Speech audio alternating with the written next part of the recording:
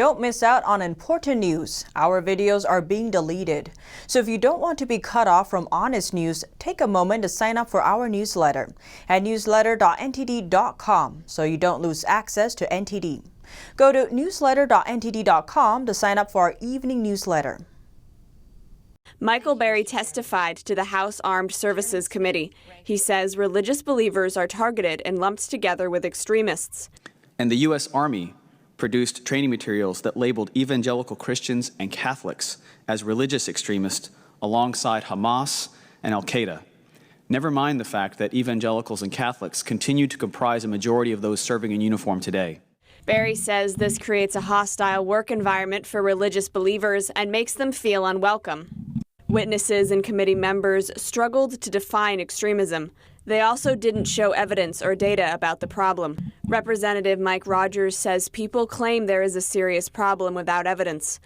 It's also important to point out that we lack any concrete evidence that violent extremism is as rife in the military as some commentators claim.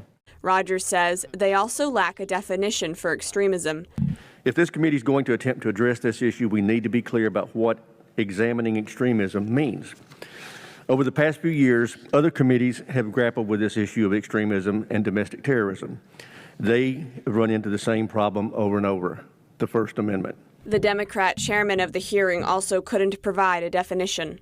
We do have a problem, and that becomes the challenge here. What, as I said at the outset, what is extremism? What is legitimate political views? Defense Secretary Lloyd Austin said in a department video that he's experienced extremism in the military, but he didn't offer any examples. He's ordered all troops to stand down and discuss it. Winning an election by the votes of only 6 Americans is an extremely small margin of victory. But more Democrats are saying they should not unseat a Republican who won that way. It's all part of a storm brewing over a congressional seat from Iowa. NTD's Allison Lee has the details. Within a week, 4 Democrat House members have expressly said they do not support the attempt to unseat Republican Congresswoman Mariannette Miller Meeks. In the November election, Republican Miller Meeks won Iowa's 2nd congressional district by only 6 votes. But her Democrat opponent filed a notice of contest to the Democrat-controlled House in December, claiming she is the rightful winner. Earlier this month, Pelosi told reporters whether she's open to unseating Miller Meeks. Committee, I did see, as you saw in the press, what they decided to, and they were following as I read it, the requirements of the law as to how you go forward. And how you go forward is the path you're on, and we'll see where that takes us. Yeah, but there could be a scenario to that extent, yes. Democrat House member Alyssa Slotkin from Michigan opposes the move, saying, quote, "I'm sorry, I cannot support overturning an election, especially given everything that's gone on." Democrat Chris Pappas from New Hampshire told Fox News this week, quote, "The election is over and it's time to move on." He says this is the same message he sent to Republicans on January 6th. Democrat Susan Wild from Pennsylvania told the Washington Post, quote, "As I have said before in connection with the 2020 presidential election, legislatures should be heeding states' certifications of their elections. And unless there is rampant error and substantial evidence thereof, I do not believe it is the role of House members to dictate the outcome of elections." And Congressman Dean Phillips from Minnesota was the first Democrat to oppose the move. He wrote on Monday, quote, "Losing a House election by 6 votes is painful for Democrats, but overturning it in the House would be even more painful for America. Just because a majority can does not mean a majority should." Meanwhile, House Administration Committee Chairwoman Democrat Zoe Lofgren is leading the effort to investigate the Iowa election. She says the 6-vote margin is so small that candidates have the right to contest the results. Allison Lee, NTD News. Chad Wolf, former acting Secretary of DHS, is calling the crisis at the border unprecedented. The Biden administration claims the surge is happening because Trump dismantled the asylum system, but Wolf says the facts don't back up their claims. Chad Wolf, former acting Secretary of the Department of Homeland Security, is calling what's happening at the border an unprecedented crisis, both in terms of the number of apprehensions and the administration's response. Here he is in an interview with American thought leaders. I'm calling this an unprecedented crisis, not only because we're going to probably have 20-year highs as far as the illegal apprehensions there on the southwest border, but also the number of steps that you see DHS, HHS, and really the entire administration taking. These are steps that haven't been taken before, whether it's FEMA down there or whether it's allowing illegal immigrants to be released into the country without a court date. These are things that the department's never done before because we've never had this type of surge in capacity issues along that border. Wolf said one of his biggest concerns is that almost 50% of Border Patrol agents have been taken off the border to instead take care of the overwhelmed migrant facilities. He says cartels can take advantage of this to smuggle more people, drugs, and other illegal goods into the USA. As of March 23rd, over 16,500 unaccompanied migrants are in the care of federal agencies. And now a new poll from Gallup has revealed that 42 million people from Latin America and the Caribbean want to immigrate to the U.S. And as migrants continue to flood the border, Gallup CEO Jim Clifton has a question for the president. Clifton says there's two questions every leader should be able to answer. How many more people are coming to the southern border, and what is the plan?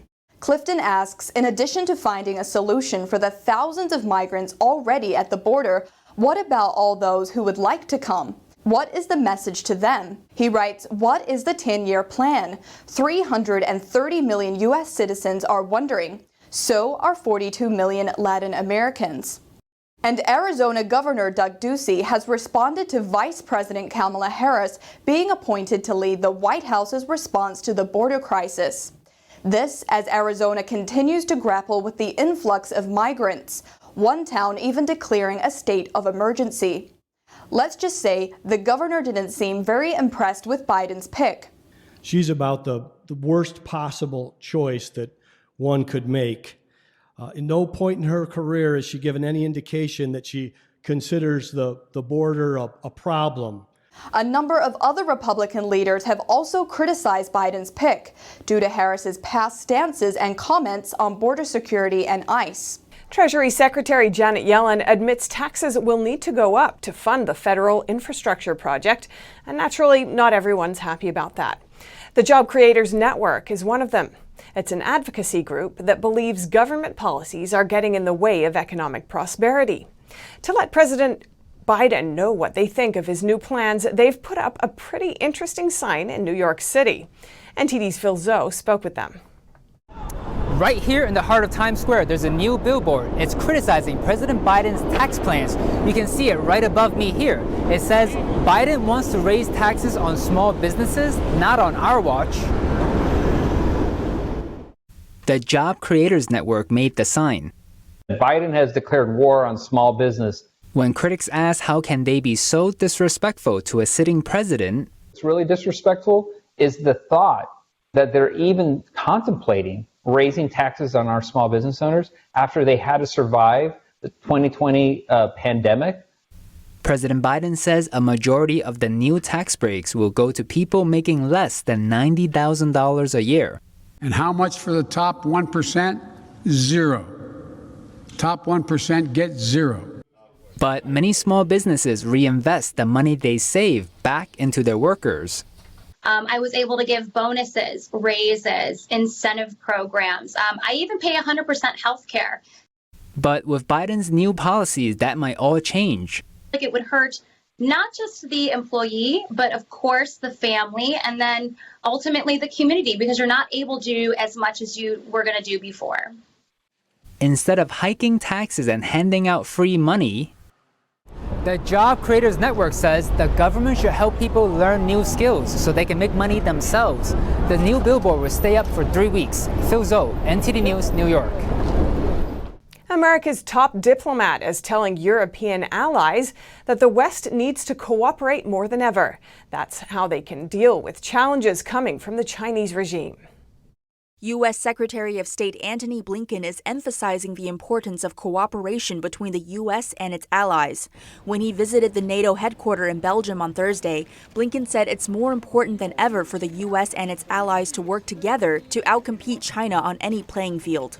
I came here very much with one particular focus in mind, and that was to make clear the United States' determination to revitalize our alliances and partnerships, to re-engage strongly in them, and to work closely with our allies and partners.